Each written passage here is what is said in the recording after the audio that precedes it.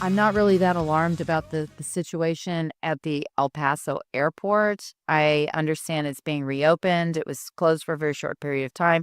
I'm sure there was something that they were assessing there at the time, and it probably has something to do with Iran. But that, I don't think, at this point, I'm not really that alarmed about it. Although we're talking about national security. I don't know if you remember, but years ago, there were these balloons floating across America, basically towards our military bases, and those probably took pictures. So that's probably what the caution is. On another note, I told you, and I've told you for years, that Democrats are sitting in Republican seats, and now we have on video a Democrat admitting that she ran as a Republican. I'm not a real Republican. Like, I am telling people the truth. I knock on a door and I say I'm running in the Republican primary, but I'm not a Republican. I'm a progressive. I'm running as a Republican in the Republican primary for Congressional District 14 because that is where the actual competition happens in our gerrymandered district. It happens in the primaries. Like, if you're in a district that is a lock for Democrats, that Democratic primary is where the competition is. And quite frankly, while the can't win strategy is about building for the long term and like building our bench and being ready for fair maps in 2030, we got to fucking win right now. Sure. Because we are in an emergency, like a democratic emergency. And so the place I can win is as a fake Republican. And I can tell over this period of time that when they say corruption, when the Democrats use the word corruption, it only means you are not on our side. It doesn't necessarily mean that you're corrupt, because as you can see in this video from James O'Keefe, this guy who pretends that he's a whistleblower for the FBI is talking about how he infiltrated basically Project Veritas when James O'Keefe was the CEO of Project Veritas, and how he was informing. He calls it whistleblowing and that kind of thing, like I've given them so much information. He was informing the FBI, the IRS, and probably CIA or whatever. So he was a mole, he was a plant, and that's all there is to it. Just trying to figure out what James O'Keefe is doing and, how they're going to stop him from doing what he's doing. It's almost the same exact thing as what's happening around Turning Point USA and Charlie Kirk and Erica Kirk. So watch this video. And although I am not a fan of Candace Owen, I will say that some of the things that she's saying are absolutely true. I absolutely believe that Erica Kirk was groomed to marry Charlie Kirk, infiltrate the organization, take it over, and turn it to a billion-dollar company that is more in line with Republicans. Because if you have been taking any kind of stock in what's happening at all, you will understand the Democrats and Republicans have one goal, and that is to control you. However it is that you're going to bend the knee and do what you're told, whether you're a Republican or Democrat, that's exactly what they're doing. So don't think for 1 second that this thing that's happening with Turning Point USA is organic in any way. I absolutely believe that Erica Kirk is and always has been a plant. I was carrying everywhere I go. Where? Here. Okay. But that was not because of local, that was because of the bullshit I was getting nationally. Well, what bullshit? The O'Keefe stuff. What happened? Like, why were you worried? Like, death threats? Oh yeah, tons. I was talking to the FBI every week. I became an enemy of the mainstream right.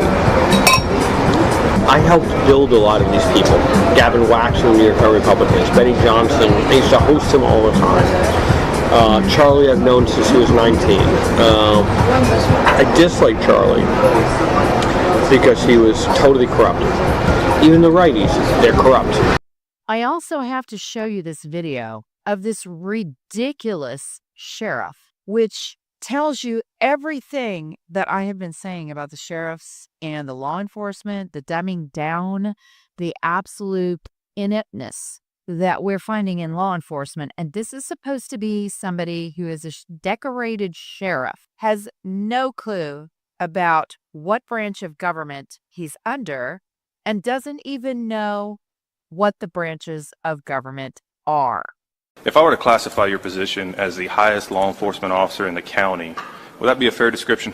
That's correct. Okay. And as such, you made reference earlier that you're a constitutional office. My colleague made reference that there are constitutional divisions amongst responsibilities between us and you. What branch of government do you operate under? Mecklenburg County. What branch of government do you operate under, Sheriff?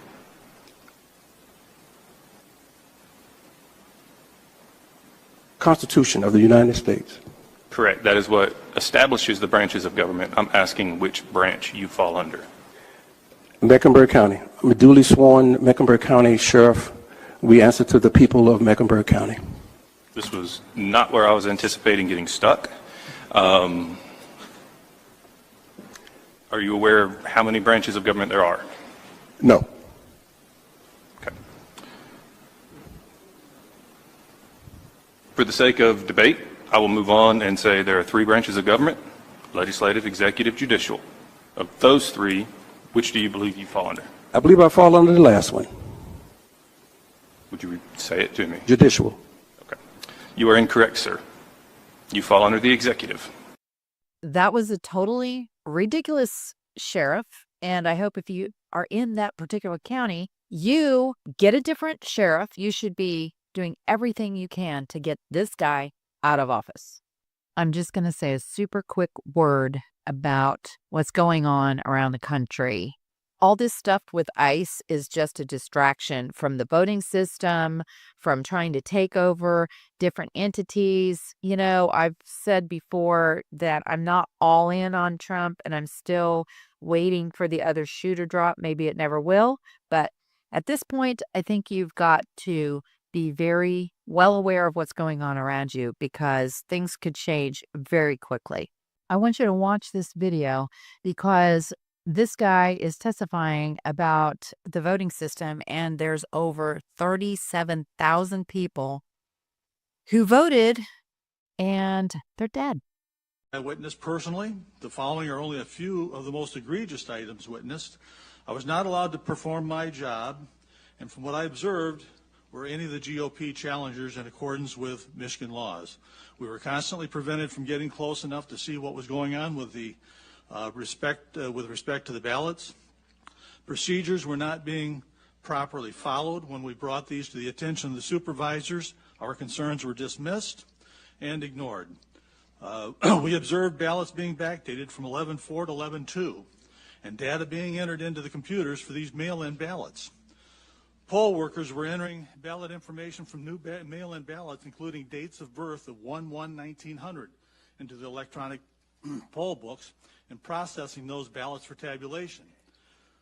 The information wasn't in either the electronic poll book or the paper supplement book prior to that. There's been lots and lots of reports after the election counting process. First of all, I did email a copy of what I'm reading from to each of the Republican senators and the House of Representative members. So I'd be happy to provide this to you. Dead people were voting. I sent a website to that effect, and the list that they had up to that date was 17,327 randomly checked Michigan voters that were registered for voting and were above the age of 80. Every name on this list has voted in the 2020 election. Check for yourself, and has also been found in one or more of the obituaries online. This is the most important election in my lifetime, and I think the most important election in the history of our republic. Every legislator, whether seated in the House or the Senate, whether Democrat or Republican, took an oath to defend the U.S. and state constitutions of the U.S. and Michigan against enemies both foreign and domestic. Time is of the essence, and now is the time to fulfill that oath. Despite what the media is telling everyone, there are mountains of evidence that voter fraud occurred on a massive scale, the likes of which we've never witnessed in the country. For the America Matters radio show, I'm April Lejeune, and I'll see you next time.